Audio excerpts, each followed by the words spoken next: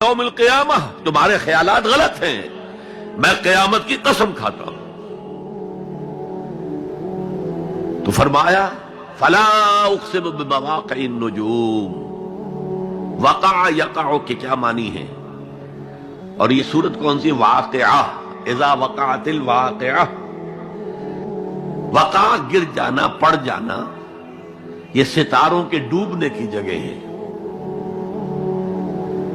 فلا اقسم بمواقع النجوم وانه لقسم لو تعلمون عظیم، اور اگر تم جانو تو یہ بہت بڑی قسم ہے جو ہم نے کھائی ہے۔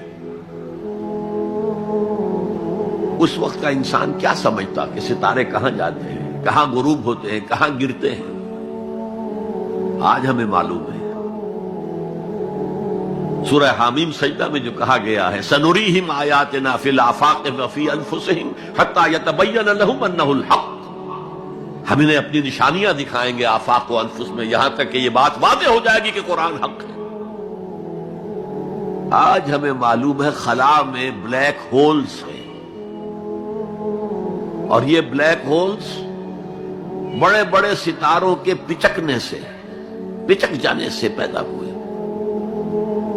اور جب وہ بڑے ستارے پچکتے ہیں، جو خلا پیدا ہوتا ہے، ویکیوم، اس میں بڑی طاقت ہوتی ہے، اس کے پاس سے کوئی سیارہ، کوئی ستارہ گزر جائے اسے کھینچ لیتا ہے قبر کے اندر۔ یہ بلیک ہولز کا تصور۔ اسی لیے اللہ نے اس وقت کے لوگوں کے لیے کیا کہا؟ فلا اقسم بمواقع النجوم وانہ لقسم لو تعلمون عظیم، انہ لقرآن کریم، یہ بہت باعزت قرآن ہے، فی کتاب مکنون، ایک چھپی ہوئی کتاب میں ہے، لا یمسہ الا المطہرون، اسے چھو ہی نہیں سکتے مگر انتہائی پاک ہستیاں۔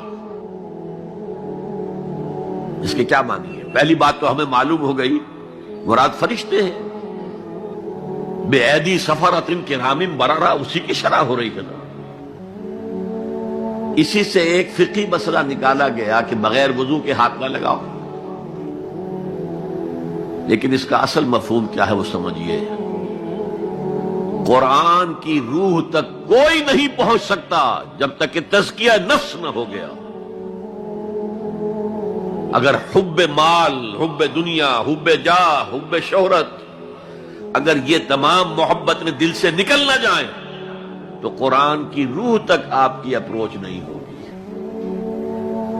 مولانا روم نے کہا ہے، اگرچہ ذرا میں سمجھتا ہوں کہ انہوں نے بہت سخت الفاظ استعمال کیے ہیں، ماز قرآن مغزہا برداشتے استخاں پیش سگا انداختے، ہم نے قرآن سے اس کا مغز لے لیا ہے، جو ایسنس ہے وہ کھینچ لیا ہے، ہڈی کا گودا جو ہے وہ ہم نے نکال لیا، ہڈیاں ہم نے پھینک دی ہیں کتوں کے سامنے جو لڑ رہے ہیں۔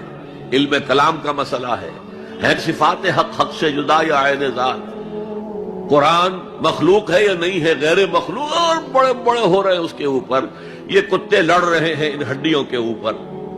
ہم نے اس میں سے اصل شے نکال لی، وہ کیا ہے؟ اللہ کی محبت، اللہ کی معرفت، یہ ہے اصل شے۔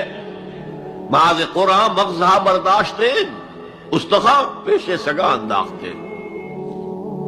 تو جب تک انسان کا باطن پاک نہ ہو جائے وہ قرآن کے چھلکوں سے کھیلتا رہے گا، چاہے وہ کہنے کو مفسر ہو، قرآن کے باطن تک کبھی نہیں پہنچے گا۔ فی کتاب مکنون لا یمسہ الا المطہرون تنزیل من رب العالمین، یہ تھوڑا تھوڑا کر کے اتارا گیا ہے رب العالمین کی طرف سے۔ انزال کے معنی ہے دفعتاً اتار دینا۔ لیلۃ القدر میں آیا انا انزلناہ فی لیلۃ القدر، رمضان کے بارے میں شہر رمضان الذی انزل فیہ القرآن، باب افعال، لیکن حضور پر ایک دم نہیں اترا، تھوڑا تھوڑا تھوڑا تھوڑا، 23 برس میں جا کر اس کی تکمیل ہوئی۔ اب دیکھیے جو شکوہ کیا اللہ نے، کیا اس جیسی نعمت سے تم مداہنت کر رہے ہو، بے اعتنائی کر رہے ہو؟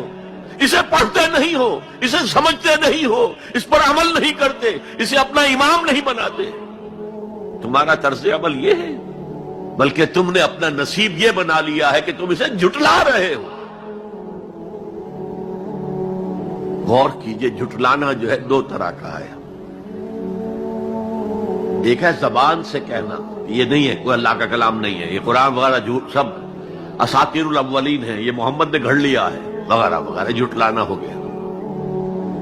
ایک جھٹلانا ہے عمل سے جھٹلانا، مان تو لیا اللہ کا کلام ہے لیکن اس کی حرام کردہ شے کو اپنے لیے حلال کیا ہوا ہے۔ حدیث نبوی ہے، ما آمن بالقرآن من استحل محارمہ، وہ شخص کا قرآن پر کوئی ایمان نہیں ہے جو اس کی حرام کردہ چیز کو اپنے لیے حلال ٹھہرا لے۔ اس سے